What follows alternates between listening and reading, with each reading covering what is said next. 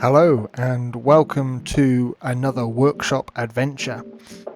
This time in the workshop I've been putting together a console using some simple buttons and the USB board that they all connect into.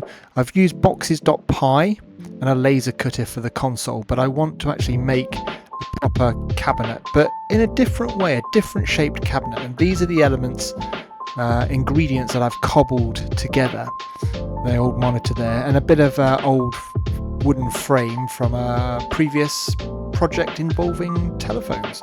As luck would have it, the monitor fits in perfectly like this, but we needed to wedge it in a bit more. So what I've been doing is sourcing some old planks of wood, and hopefully we'll get something running along the bottom and the top to sort of sandwich them in. The boxes.py laser cut console part fits nicely at the bottom like so as well. So you've got the controls, button A and B, start and select buttons are on the side, which is quite unique, quite quirky.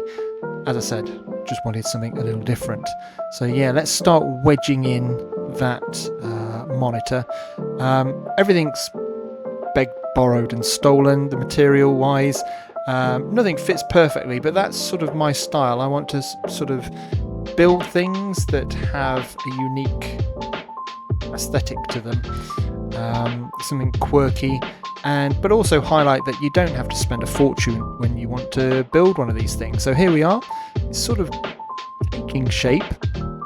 Probably can't see it at the minute, but a good sanding down and copious amounts of spray paint which followed.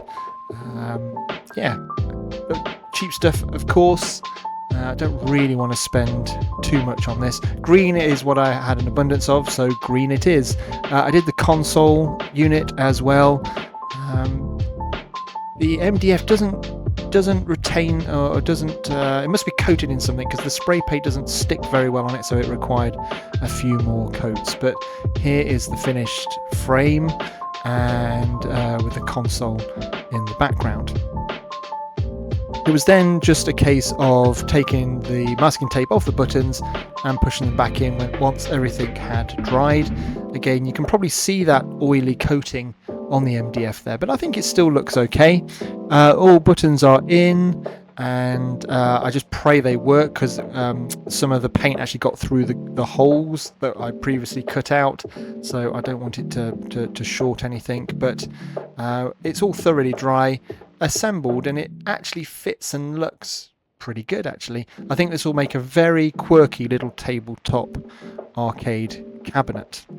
Incidentally, for the control section, the files, if you're interested and want to make your own and have your own laser cutter, the files are available from the link that's in the description. So go for it, have a go, and print your own out, and then you can just buy your arcade button kit off popular auction sites out there. Okay, moment of truth now. Let's plug that in. So one for the Raspberry Pi, which is inside the control unit, another plug for the monitor. It's booting. Now I'm using a first generation Raspberry Pi.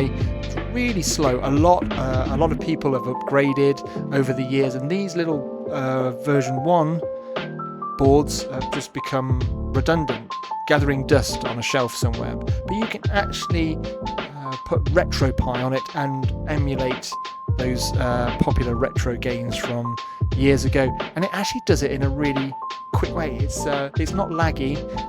When you start to emulate probably Super NES games, you're maybe pushing it a little bit, but in terms of like Gameboy emulation, it's brilliant. And here is my Gameboy game that I developed over the last year and a half, which is being published. The publisher we're nearly ready for it to go into production, which I'm really excited about.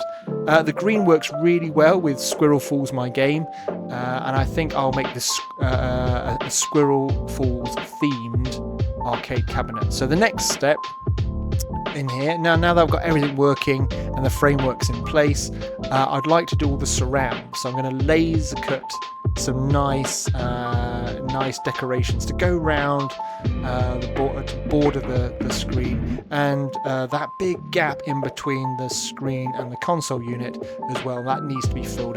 And I think I'll put some speakers in there as well, because at the minute it doesn't have sound outputting because it's an old monitor. It didn't have built-in speakers, so got to figure out a way to get that sound.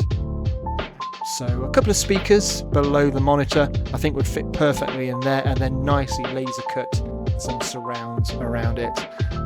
Yeah, I'd quite like to have the name Squirrel Falls along the top all lit up. Anyway, that's for part 2. Thanks for watching.